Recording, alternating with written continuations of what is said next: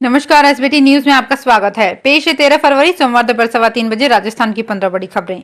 सबसे पहले एक नजर डालते हैं आज के हेडलाइंस पर। केंद्रीय शिक्षा मंत्री बोले, इतिहास का पुनर्लेखन नहीं, इसे व्यापक बना रहे हैं। संवैधानिक मर्यादाओं में रहते हुए निभाऊंगा दायित्व, कटारिया। विपक्ष के सांसदों ने अडानी के मुद्दे पर की जेपीसी की मांग। G20 कृषि उप प्रमुखों की पहली बैठक इंदौर में शुरू। और एजी का प्रमाण पत्र मिलते ही जीएसटी बकाया जारी कर देगा केंद्र। और अब खबरें विस्तार से। केंद्रीय शिक्षा मंत्री धर्मेंद्र प्रधान ने सोमवार को कहा कि इतिहास के पुनर्लेखन की सरकार की कोई योजना नहीं है, लेकिन इतिहास को व्यापक बनाया जा रहा है। उन्होंने लोकसभा में प्रश्नकाल के दौरान कांग्रेस सदस्य मनीष तिवारी के पूरक प्रश्न के उत्तर में ये टिप्पणी की। प्रधान ने कहा, प्रश्न के लिखित उत्तर में कहा गया है कि इतिहास का पुनर्लेखन करने का कोई उद्देश्य नहीं है। शिक्षा मंत्री ने यह भी कहा कि कई सारे ऐसे लोग थे जो इतिहास में छूट गए थे, उन्हें इसमें शामिल किया जाना चाहिए। राजस्थान विधानसभा में नेता प्रतिपक्ष गुलाब चंद कटारिया ने असम का राज्यपाल नियुक्त करने के बाद कहा कि वो अपने नए दायित्वों का निर्वहन संवैधानिक मर्यादाओं में रहते हुए करेंगे। कटारिया ने राजस्थान विधानसभा में उन्हें नए पद पर नियुक्त किए जाने पर बधाई दिए जाने के बाद ये बात कही।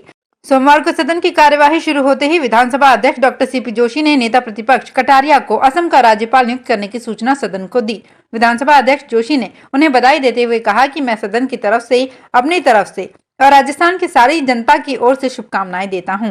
इसके साथ ही उन्होंने कहा कि कटारिया के अपने नए पद पर शपथ ग्रहण करने के बाद सदन में उनका राज्यपाल के रूप में स्वागत किया जाएगा।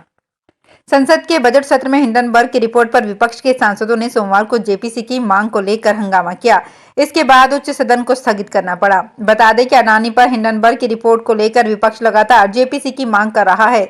इधर लोकसभा सचिवालय ने कांग्रेस सांसद राहुल गांधी को नोटिस जारी किया है। सचिवालय ने बीजेपी सांसद निशिकांत दुबे और संसदीय कार्य मंत्री प्रहलाद जोशी के विशेषाधिकार हनन के नोटिस पर राहुल गांधी से जवाब मांगा है।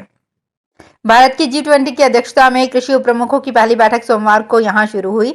3 दिन की इस बैठक में जलवायु, स्मार्ट पहल और अन्य मुद्दों पर चर्चा होगी।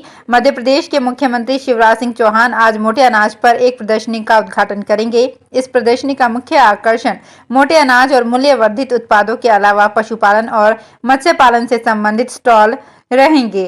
3 दिन के इस कार्यक्रम में गेहूं से संबंधित पहल, कृषि जोखिम प्रबंधन और खाद्यान्न की बर्बादी रोकने जैसे मुद्दों पर चर्चा होगी। केंद्रीय मंत्री ज्योतिरादित्य सिंधिया दूसरे दिन बैठक में मौजूद रहेंगे। केंद्रीय वित्त मंत्री निर्मला सीतारमण ने सोमवार को लोकसभा में कहा कि वस्तु एवं सेवा कर से जुड़े बकाया की राशि महालेखाकार का प्रमाण पत्र मिलने के बाद जारी कर दी जाती है, लेकिन कई राज्यों से ये प्रमाण पत्र नहीं मिला है। उन्होंने सदन में द्रमुक सांसद ए राजा के पूरक प्रश्न के उत्तर में ये भी कहा कि जीएसटी मुआवजा कब दिया जाएगा, ये फैसला केंद्र सरकार नहीं करती, ये फैसला जीएसटी परिषद करती है।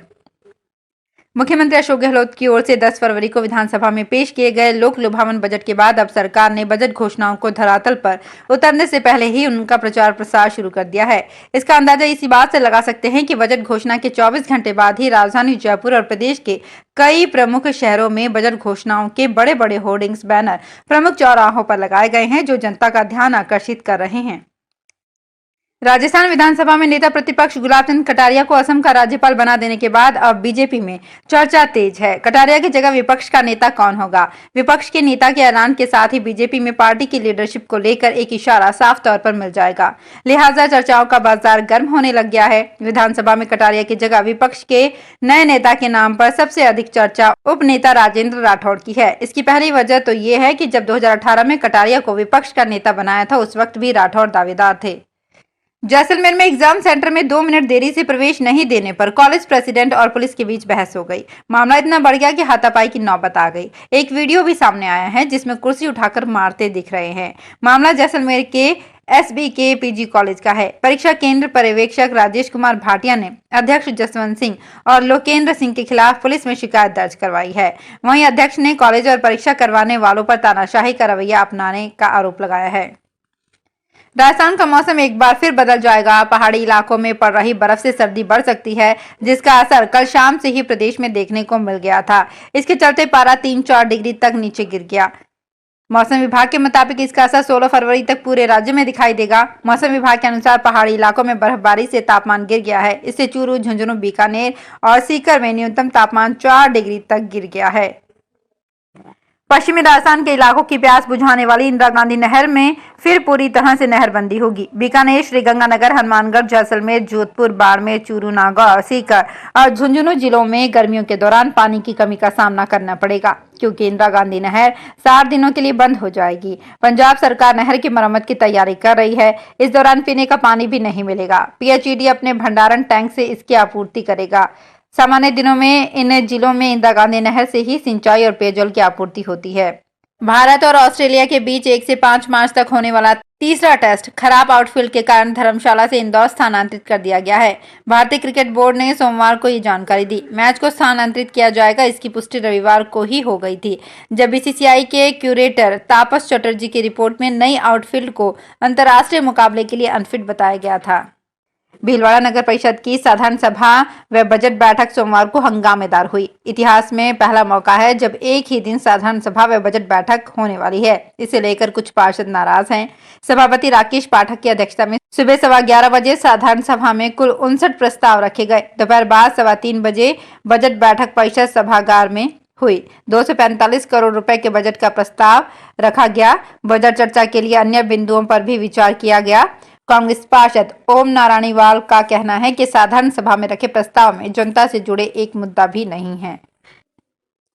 राजस्थान, मध्य प्रदेश व गुजरात में मूंगफली की बिजाई पिछले साल की तुलना में करीब 8% कम हुई थी, जिसके बाद सितंबर में लगातार बारिश होने से उत्पादक क्षेत्रों में मूंगफली की फसल को भारी नुकसान हुआ था। यही वजह है कि उत्पादन केंद्रों पर मूंगफली दाने की कमी बनी हुई है। मूंगफली महंगी होने से इन दिनों मूंगफली तेल में भी मजबूती का रुख देखा जा रहा है। जयपुर मंडी में मूंगफली दाना तेज होकर क्वालिटी वाइज 105 से 110 रुपए प्रति किलो पहुंच गया है। देश में मूंगफली का उत्पादन इस साल 20 से 22% कम होने से उत्पादक एवं वितरक मंडियों में मूंगफली की शॉर्टेज बनी हुई है। राजस्थान के सरकारी स्कूलों के शिक्षक सरकार पर भड़के हुए हैं। दरअसल सरकार ने विद्यार्थियों के जन आधार कार्ड अपलोड करने का जिम्मा शिक्षकों पर डाला है। इससे वे रुष्ट हैं।